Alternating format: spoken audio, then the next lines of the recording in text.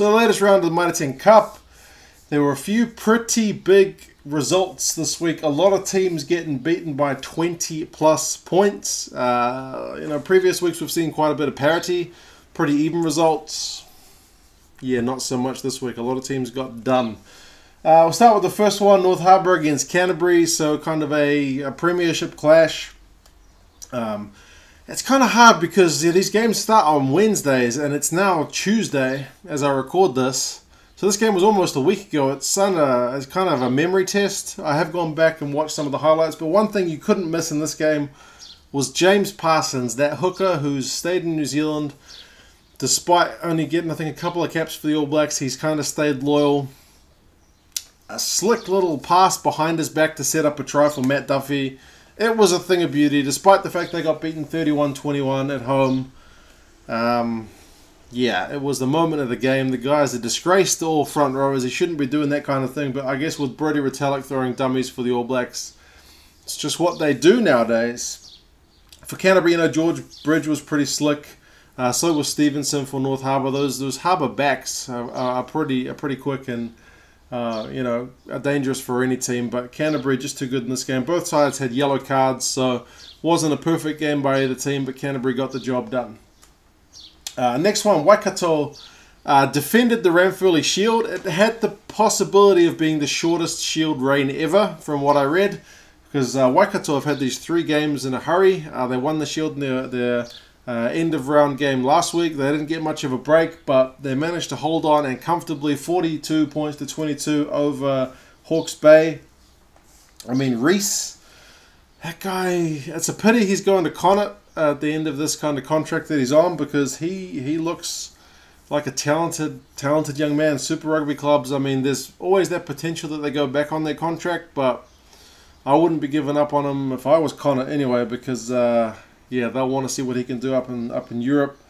Fletcher Smith, I don't think he's got a contract yet Super Rugby wise for next year.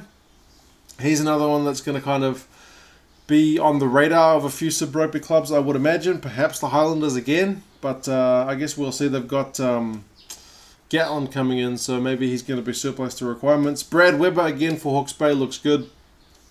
He just keeps doing the business. He's unfortunate not to be that third choice All Black, but what are you going to do? Hawke's Bay now 3 wins, 2 losses. Waikato have come back from 3 losses on the trot to go 3 wins on the trot. What a turnaround. They are now top of the championship, so maybe getting promoted back isn't such a long shot like it seemed just a few games ago. Next one, Northland 49 points to Manawatu's 19. Man, this is another one that kind of got to be a bit of a hiding. That Manawatu defence was struggling. They are now 1 from 4, which is not a great place to be. Northland have kind of come back to a decent record there, 2 out of 3. There was a few good runs from Jack Debrasini. I feel like he doesn't run the ball that much when he's at Super Rugby level with the Rebels, but we saw him running the ball a bit. I should say that I saw a lot more of the games this week than I did the week before, but as always, it is a bit of a memory test with some of them being quite a while ago. Lalawifi continues to put the gas on for Manawatu. Rob Thompson still looks impressive, but yeah, that defence was just pretty bad. There was one moment where there was a big knock-on by Matty Wright, but Kara Pryor managed to pick up the ball and just run length of the field, showed some gas for a Lucy. But the TMO reviewed it and decided there was no knock-on. It looked like a pretty obvious knock-on, but maybe not obvious enough for the TMO. 49 points to 19, it didn't make a difference in the end, but it was just one of those interesting moments where, I don't know, did the officials get that one right? It didn't look like it. Just that kind of a hunch. The next one, Tasman over Taranaki, 53 points to 17. You see what I mean about these results being pretty lopsided. Makaleo again, he's just having a great season, 2 tries. Will Jordan again, he's having a big season. Apart from that result against Auckland, Tasman have looked pretty solid all season. Taranaki, I don't know what's going on. They've got a better team than what's showing out for them at the moment, so they are rock bottom in that premiership. They've lost the Shield. Things need to turn around pretty quickly because the season is already halfway through. So in terms of the regular season, because Mitre 10 Cup is a sprint, like a lot of the guys have said.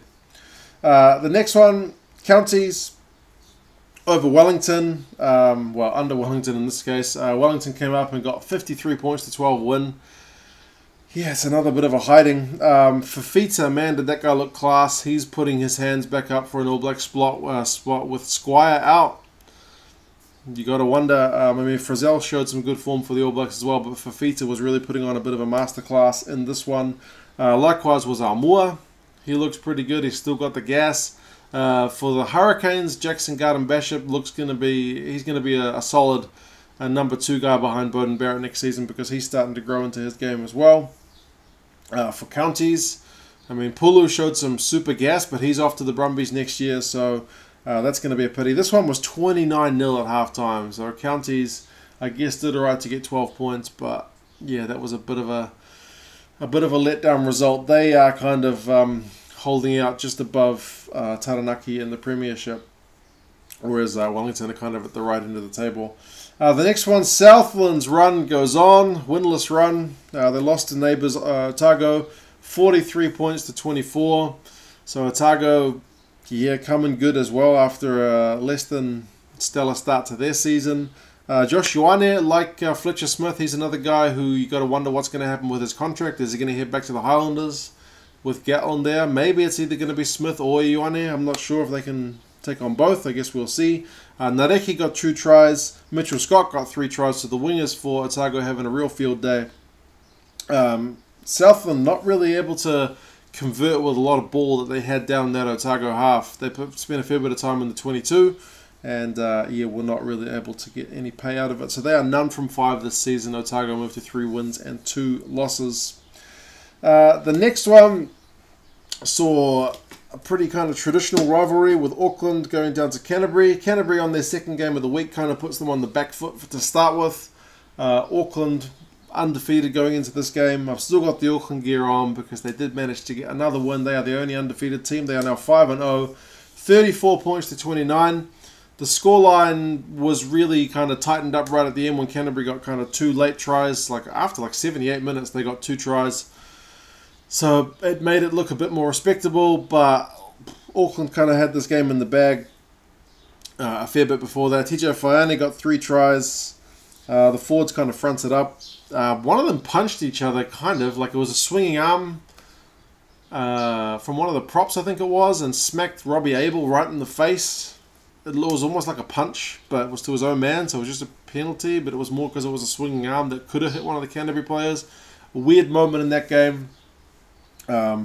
Perhaps tired legs a bit too much for Canterbury to get up for this one, but like I said, credit to them for coming back in that kind of last little stint.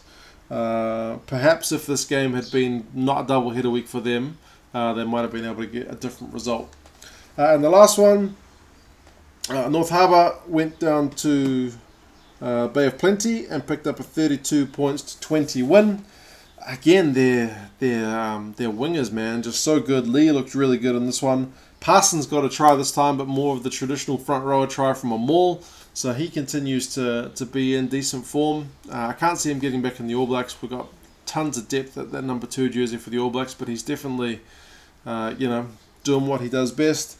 For Bay of Plenty, Delaney kind of continues to defy his age, but they will need to find another number 10 at some point. And Tia, he's always there or thereabouts. But again, 15's another jersey at the moment where New Zealand rugby seems to be kind of blessed with depth. So, that was the round.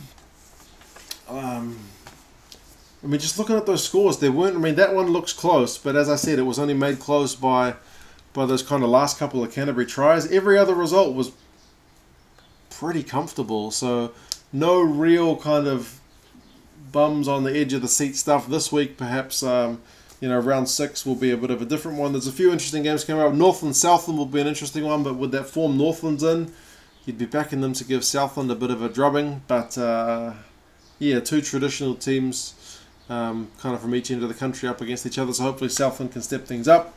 Bay of Plenty against Waikato, that'll be a good match between 2 traditional rivals. That's in Rotorua, so it should be a good fixture. Otago against Canterbury is always a good one. I mean, they've just played Auckland, so to play Otago is kind of the next best one for Canterbury to play in terms of their rivals. They'll be wanting to pick things back up after that loss. Otago coming into good form, so it could be a real good one. And Manawatu against Wellington again. It's a bit of a rivalry week, this one, so hopefully we get some good games. We'll see how they go. As always, I haven't seen every minute of all these games. There's just far too many games to watch. We're kind of spoiled for choice at the moment with the internationals and the Mitre 10 Cup on. You guys let me know on any stuff you saw, players, moments, all that kind of good stuff in the comments. And yeah, I'll talk to you again soon. See you later.